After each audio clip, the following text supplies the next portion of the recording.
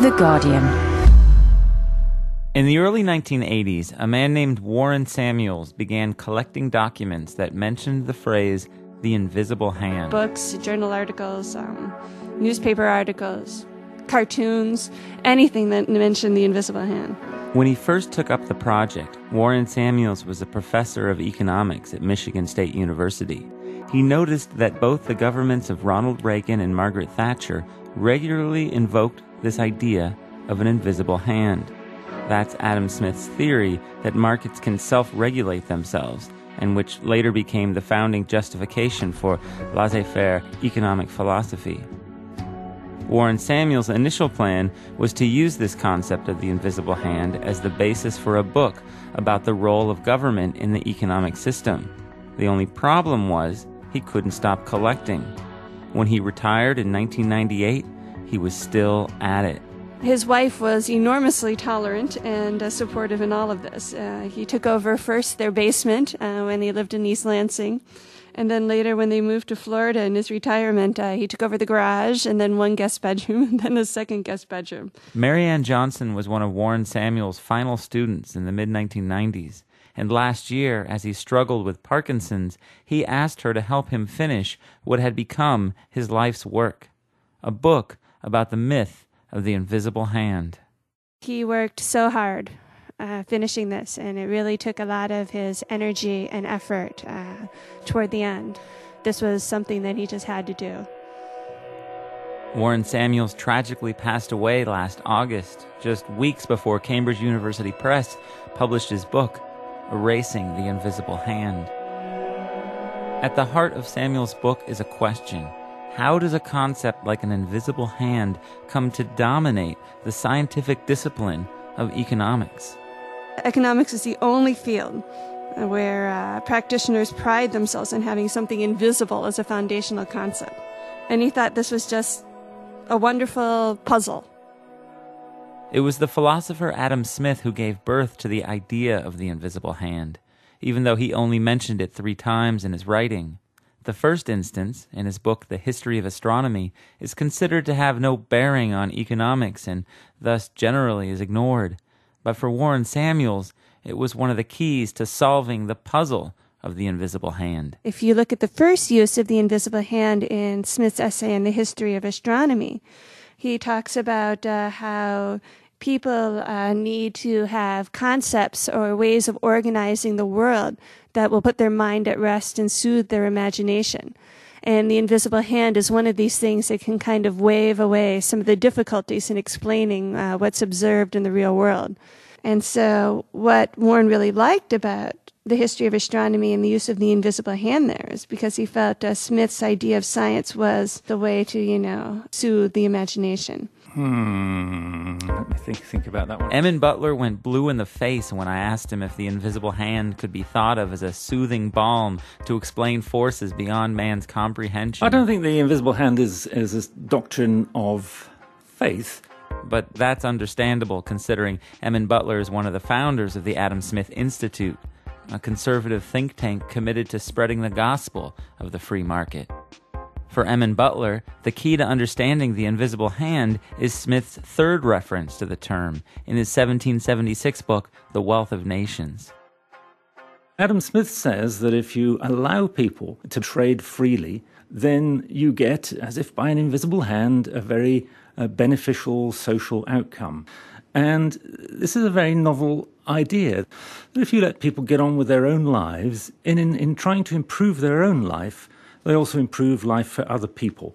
And that's really the idea of the invisible hand. And this comes through every page of his book. Now, Adam Smith, in fact, mentions the invisible hand only once in The Wealth of Nations.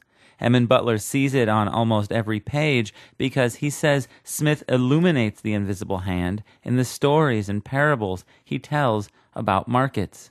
Smith takes the example of the ordinary woolen coat that is worn by a humble, poor worker.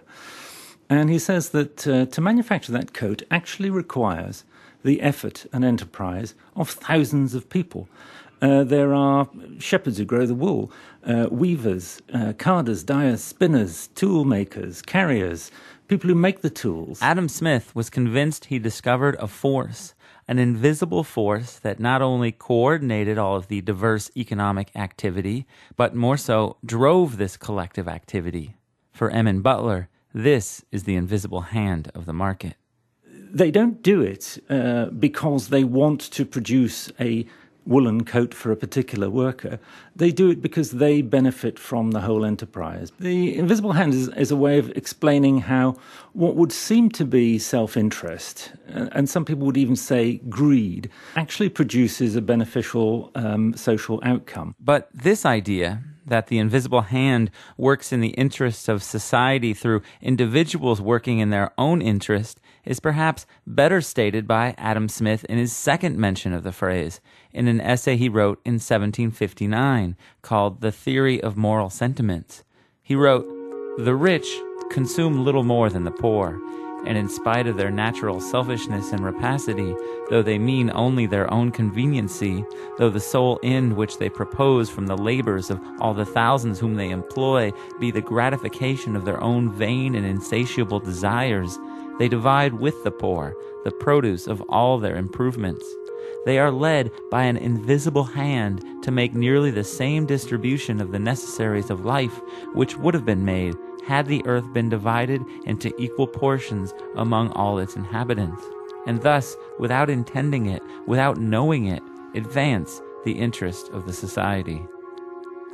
It's the old trickle-down theory, which is that the very rich will employ lots of people making their baubles or sewing their carpets or hoeing their fields, and that the wealth will spread out. Guardian columnist Polly Toynbee prefers to use slang when referring to this theory, and she says there's overwhelming evidence that proves the trickle-down theory is rubbish. In the US, in the UK, in the last 30 years, the story has been irrefutably trickling up.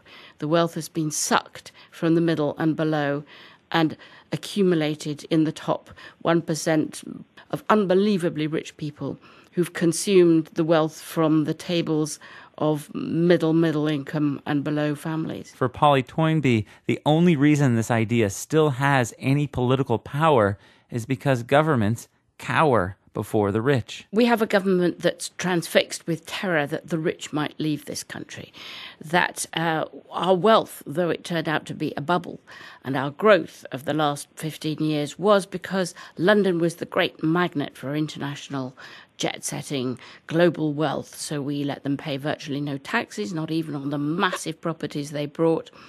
The fear of the flight of the rich dominates governments. But for Emin Butler and other disciples of Adam Smith, taxes and regulations placed on the wealthy or on industry keep the invisible hand of the market from functioning properly. And this is why they are ideologically opposed to them. If you allow industries to self-regulate, then the system will work. But it won't work if it's over-regulated from the center. The great crash of 2008, Emin Butler argues, is an example of what happens when regulations interfere with the invisible hand of the market. A lot of people's faith in markets was given a knock by the financial crisis, and that's perfectly understandable. But I think that people are now realizing that what we had was a banking sector which was hugely regulated. It wasn't the case that there was too little regulation. There was plenty of it. People say that there wasn't enough regulation, but that's completely wrong. If you're inside a myth, it seems like fact. The philosopher John Gray, like the economist Warren Samuels, is also fascinated by the myth of the invisible hand. He says free market ideologues like Emin Butler still cling to this myth, even in the face of overwhelming evidence that the crash was caused by unregulated markets spinning out of control, because myths have more power than facts. So, one of the things one can learn from the history of ideas is that myths of this kind are never abandoned because they're refuted. They're never abandoned because they're obviously false. They're only abandoned when the structures of power that sustain them in society become dislocated, and then those who hold to them simply become ridiculous. But in promoting this myth of the invisible hand, John Gray says, Adam Smith's disciples fail him. The original version of the idea of the invisible hand in economic life is, of course, found in Adam Smith. But it's quite different from what it later became, because one of the key insights that's been forgotten about markets, an insight that Adam Smith had but his disciples have lost, is that markets are like all other human institutions. They're prone to go mad from time to time. They're no more perfect, no more rational, no more liable to regulate themselves than any other human institution.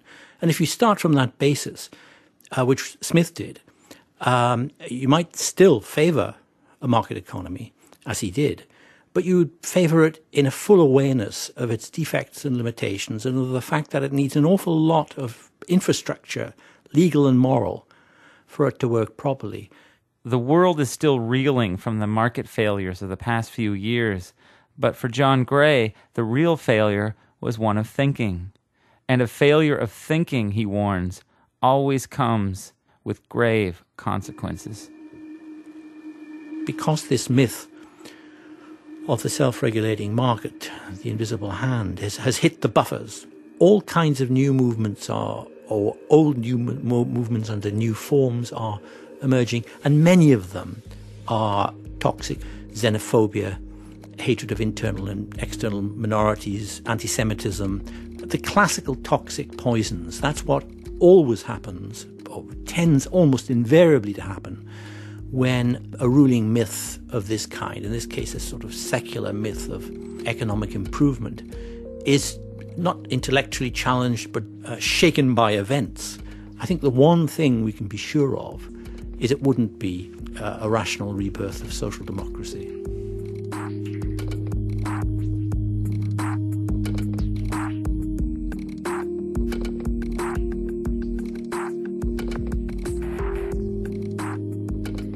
For The Guardian's Big Ideas podcast, I'm Benjamin Walker. For more great downloads, go to guardian.co.uk/